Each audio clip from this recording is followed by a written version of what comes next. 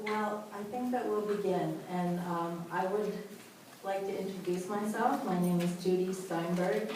I'm in the second year of being Poet Laureate for the town of Brookline, and it's been a great honor, and it's given me the opportunity to try a lot of different things that come into my mind, and in that way I've been able to meet a lot of poets and lovers of poetry, and it's been a very rich experience. So I welcome you all to our second annual World Poetry Reading, and thank you friends and readers and poets for coming out tonight. It's such a cold night, and I really appreciate that. We're honored to have 11, it might be 10, we'll see, readers tonight in 10 different languages, so that's a really special thing. And last year when we had 19 readers, that was in 11 different languages. So we've covered a lot of languages in our two events. In many cultures around the world, poetry is a bond among people of all backgrounds and often reflects the past and present feelings and values. And I think that because our community, Brookline, is such an international community, that this is a way to honor that diversity and to show how much we value poetry in Brookline and the surrounding communities. I want to say that Jim Cates of Zephyr Press, which publishes bilingual editions, beautiful bilingual editions of poems, has put out a display of some of his newer books in 5 different languages, and please take a look and take home flyers and spread the word. The books are really beautiful, and they're discounted tonight for this special event. Also, we have some special cards that are for sale, and you'll hear a little more about them later on. So tonight, we're going to listen closely to the music of the words of the poems, even before we hear the translations, or maybe after we hear the translations. The feelings conveyed, the patterns of the phrasing. Sometimes when you don't understand the language, you can actually feel the music of the poetry in a stronger way. Each reader will read either a translation or summarize the feeling and ideas in the poem in English. And our readers, the way this will be organized is that our readers will come up in small groups. I'll introduce all of them, and then they'll come one by one to the microphone, and then the next group will come up. So that's the way it will work.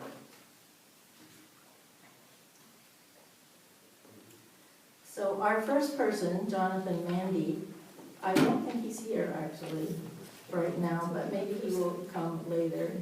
And so the first group of people can come to the stage, and that will be Ali, Mahajan Irani, and Quentin Registine, and Herb Crone. All can come and take a seat.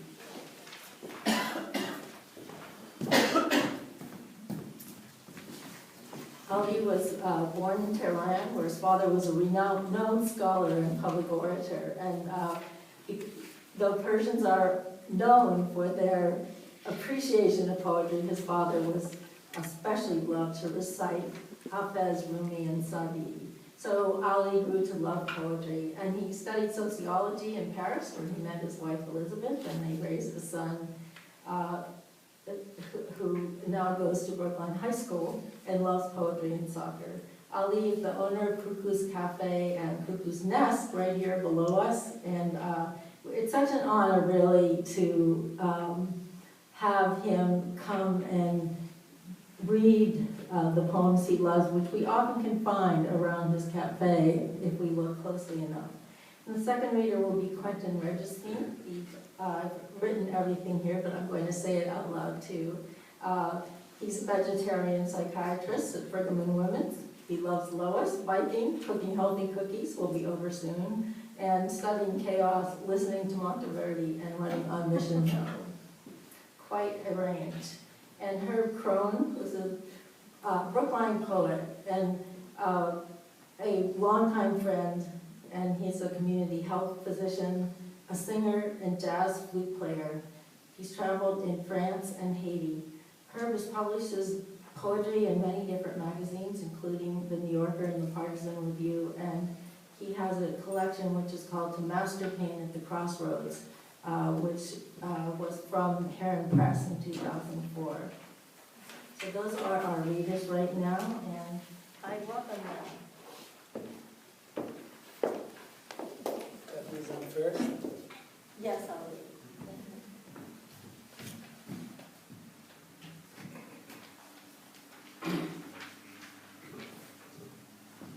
Hi, my name is Ali, and as she said, you kind of know who I am.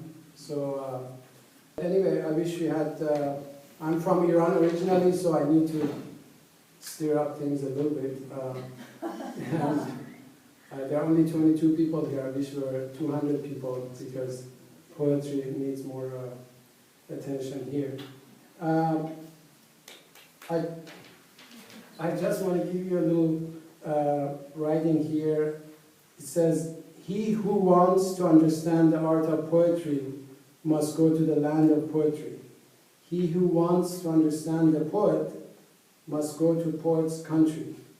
These are lyrics of German poet Goethe, 1749-1832, from his West Eastern Divan, composed between 1813 and 1815. Goethe was much influenced by Persian philosophy and poetry, which had been translated into German and French at the end of the 18th century. He expresses his admiration for Persian poets and their love of poetry in a number of poems, but he particularly revered Hafiz. Foreign visitors to the tomb of the Persian poet Sa'di, whom I'm going to read to you tonight, and Hafiz in the southern Iranian city of Shiraz are often surprised and moved to see how many Iranians, young and old, from all different parts of the country, come to pay homage to two of the most well-known and popular national poets. Visiting a poet's grave or tomb in Iran, it's like going to a shrine and visiting a saint. And poetry is part of Iranians' everyday living. So oftentimes we see laborers, people of no education, formal education, they recite almost entire books of poetry by heart, and they don't know how to write. The poetry of Hafiz and Sa'di and Rumi that were from 500, 600, 800 years ago is written basically in the same language that's spoken in Iran these days. So people sit around, one of the big entertainments at night when people get together in semi-formal gatherings and stuff is reading poetry. So we grow up, like it or not, hearing people reciting poetry. And everything that happens every day or anything that you say, people say, okay, but remember what the poet says. So you say, so are we going to get together tomorrow for dinner? He says, yes, of course, but remember, the poet says, the night comes and the day comes and blah, blah, blah, blah. And so it's always something connected to poetry. So that's how we grow up.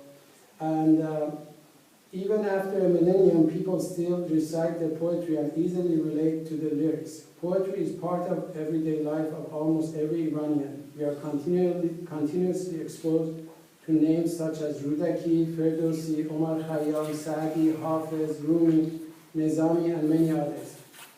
It is used to express feelings and thoughts and to seek answers to one's problem. Poetry is much enjoyed by Iranians and other Persian speakers who find solace and pleasure not just in the poetic language, but also in the poet's philosophical and human approach to life, above all. So I just wanted to read that because I'm kind of representing my country of birth, Iran. So I brought some books by Rumi, who I particularly admire, and everybody knows Rumi these days. And in Iran, he's known as Shams, who was actually the name of his master, the name of the person who actually made Rumi into who he was and started doing poetry. And it's a famous story of how Rumi meets Shams, and Shams throws all his books into the water or whatever, and then Rumi goes crazy, and there starts Rumi's career as a poet after they kind of kill maybe or chase away Shams. And Shams happens to be the name of my son. But as I was looking around, I came across Food of Life. It's an amazing cookbook by Najme Batman-Bilic. Great book, great stories, and second edition. And so there are short poems, as I told you, food and poetry is just integral part of Iranian culture. So every other page of this cookbook has a poem in it, and then it relates to the food. So this poem is also, so you heard that one, that everybody knows, and this one is in the cookbook. I'm reading it just 4 lines. I'm going to read it in Farsi first. گلی خوشبوی در حمام روزی رسید از دست محبوبی به دستم بدو گفتم که مشکی یا عبیری که از بوی دلاویز تو مستم بگفتا من گلی ناچیز بودم ولیکن مدتی با گل نشستم کمال همنشین در من اثر کرد وگرنه من همان خاکم که هستم. A sweet smelling piece of clay, one day in the bath, came from the hand of a beloved one to my hand. I asked, are you musk or ambergris? Because your delicious odor intoxicates me.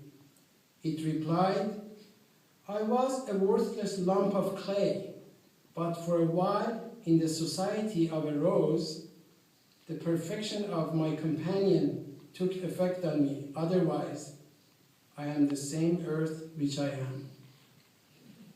That's from Sadi. And that also tells you, as my father would say, always choose the right friend and talk with the right people because it will affect you, who you talk to and who you spend your time with. So that's how I grew up. Thank you.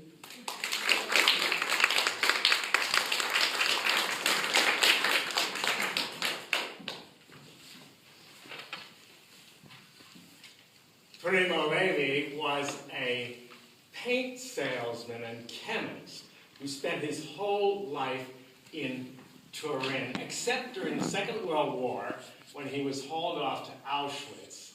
He emerged from this concentration camp to write a best-selling book, and then another one, and this encouraged him to become a writer as well. And he wrote actually funny stories. But also poetry, and a friend of his, Ruth Feldman in Cambridge, translated them into the New Yorker. So this is one from the New Yorker, but somebody else named Alvarez translated it. It's about a man who has just completed writing a poem. Now, the translator says boil, at one point an ugly boil. But the word is veruca, which means like wart. We have in medical jargon, verucus is here's an actual document that you take antibiotics. Some people to avoid having bacterial warts on their heart valves. So I'm going to say wart instead of boil. The opus. There now, it's finished. Leave it alone. How heavy my pen feels in my hand. It was light just a moment ago. It was alive like quicksilver. I had only to follow it. It led my hand like a dog leads a blind man, like a lady leads you at the dance. Now it's over. It's finished, perfected, rounded. If I were to take a single word away, there would be a whole oozing pus. If I were to add one, it would stick out like an ugly wart. If I were to change one, it would be out of tune, like a dog barking in a concert. What to do now? How to detach myself? For every work that's born, you die a little. All right. Now, l'opera, rimore. Ecco è finita. Non si tocca più. Quantum pesa la pena in mano. Era così leggere poco prima. Viva come l'argento vivo. Non avevo che da saperla. Lei mi guidiva come una veggente guidi una cieca, come una donna ti guidi alla danza. Ora basta. Il lavoro è finito, rifinito, serio. Se li togliessi ancora una parola, sarebbe un buco che traschiudersi ieri. Se ne aggiungessi spoggerebbe come una brutta parrucca. Se ne cambiassi stunerebbe come un cane che ladra al concerto. Che fai adesso? Come staccarsene? Per ogni opera nata morire un poco.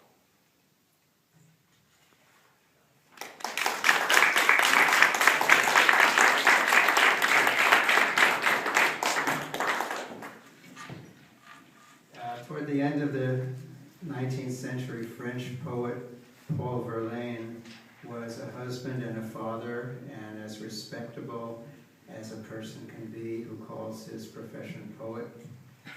Then he fell in love with wild teenage poet Arthur Rimbaud.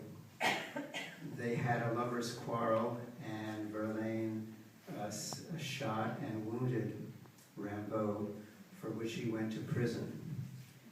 And picture Verlaine in the prison yard now, surrounded by the four walls with nothing but the square of blue sky above him, uttering this poem.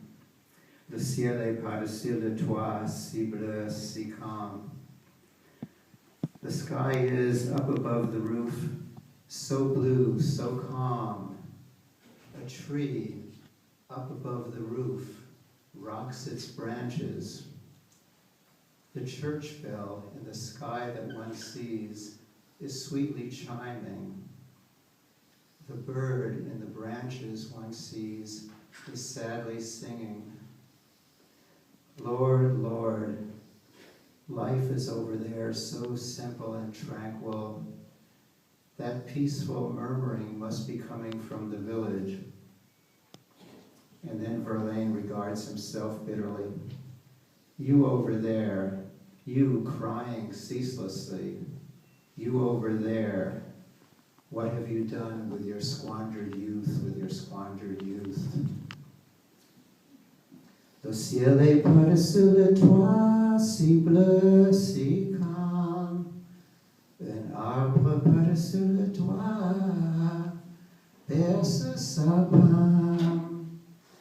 La cloche dans le ciel qu'on voit doucement teinte. L'oiseau sur l'arbre qu'on voit chante sa plainte. Mon Dieu, la vie est là, simple et tranquille. Cette paisible rumeur-là vient de la ville. Qu'as-tu fait, toi que voilà, pleurant sans cesse? Dis, qu'as-tu fait, toi que voilà, de ta jeunesse, de ta jeunesse? Le ciel est par-dessus le toit, si bleu, si calme, si bleu, si calme.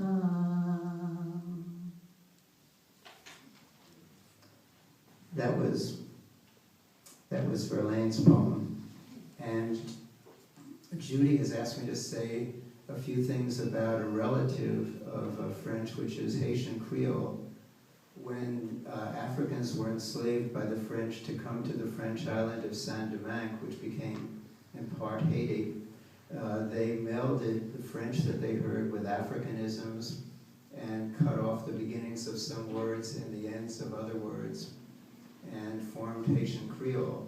And the poetic genius of the Haitian people has been expressed most in the hundreds of proverbs that they repeat to each other, much like the Iranian poems, I think, that they all know and to which they refer their lives. And before I sit down, I just thought I would just read a few of the Haitian proverbs to give you the feeling of the Creole.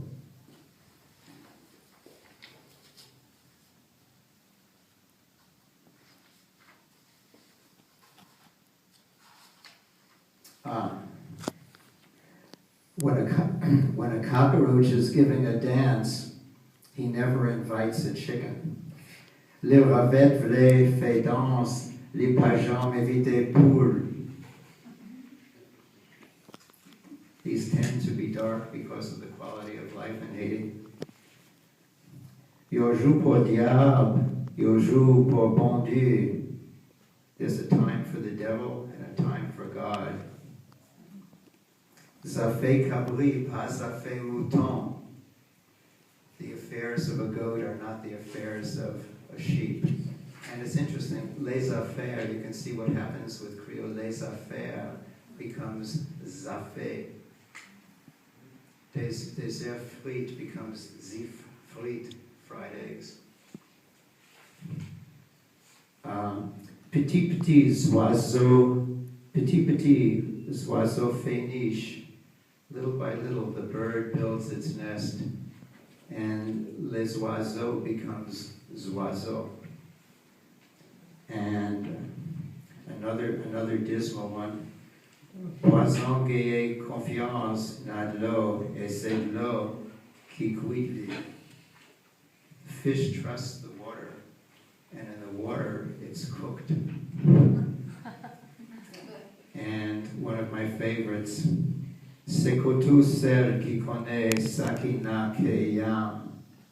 Only the knife knows what's in the heart of the yam.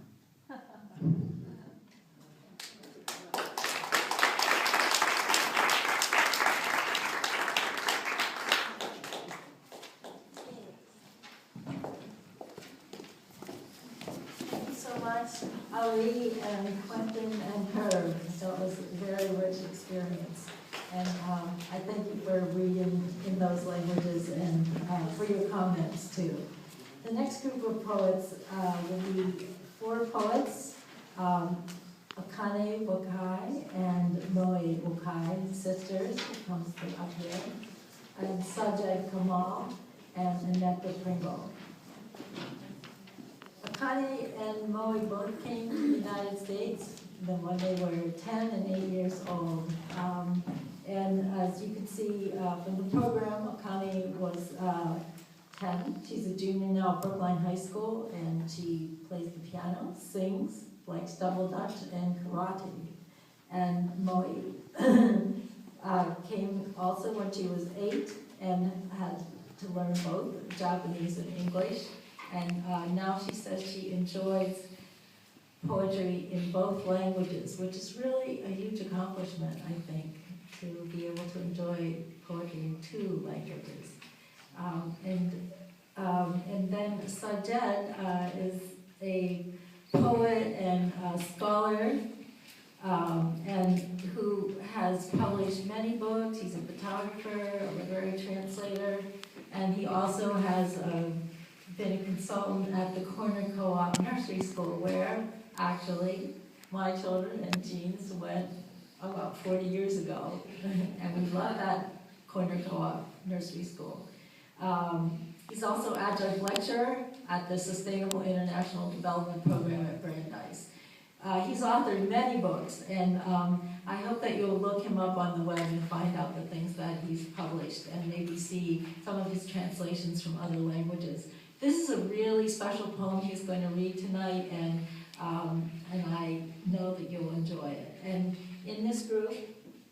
Rebecca Pringle. Was born and grew up in Germany, and she went to London eventually, and later the Einstein Papers, which was a editing project of his collected work. Now she's retired, and we share the same grandsons. That's Annette.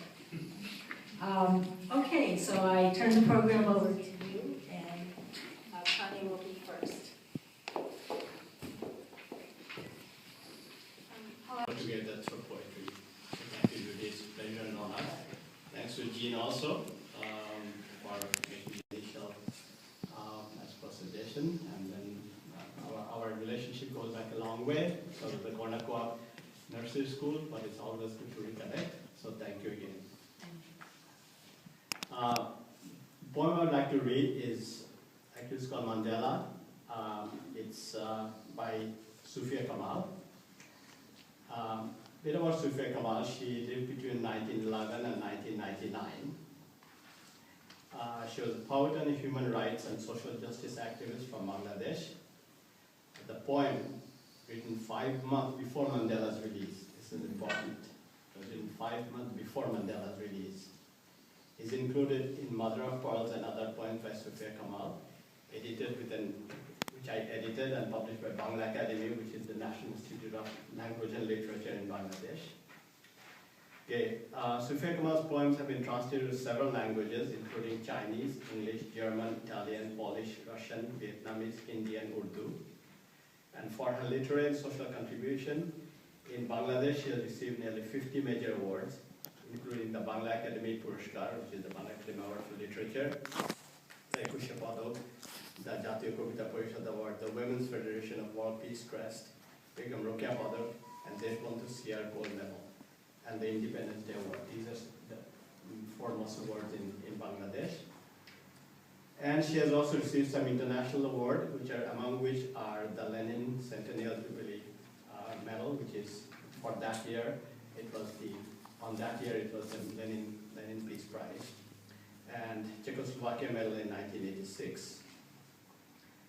She was buried with full state honors and was the first woman in Bangladesh to receive this honor. Another point is that government also wanted to create a mausoleum for her. She made a very strong decision and communicated to the family that no, she wanted to be buried among everyday people in a common people graveyard.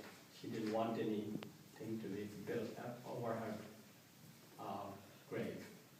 And ever since she died, every year the flowers pile up more than people's height. So, and she did not want a built monument over it, but the flowers come there every year. And I'm also happy to say she was my mother. This is a poem she wrote called Mandela. And actually she wrote, I mentioned, it was September 8, 1989. As you may know that Mandela was released in February 1990. And so it was 5 months before Mandela was released. First I'll read in Bangla, and then I will read the English translation, which is my own. Mandela. In the classical repertoire. So 3 of the poems, although I'm not going to read all 3, are by Hermann Hesse, who is 1877 to 1962, probably better known in this country for his many novels, including Siddhartha, Steppenwolf, and so on. He was a sort of cult figure at some point in the 60s here. And the last poem is by the romantic poet Joseph von Eichendorff, a poet that every school child learns, and it's obviously very beloved. 1788 to 1857, so earlier. So the ones I'm going to read one is spring, one is September, and the last one is sunset, so they are a little more light-hearted. In dämmerigen Grüften träumte ich lang von deinen Bäumen und blauen Lüften, von deinem Duft und Vogelgesang. Nun liegst du erschlossen in Gleis und Zier von Licht übergossen,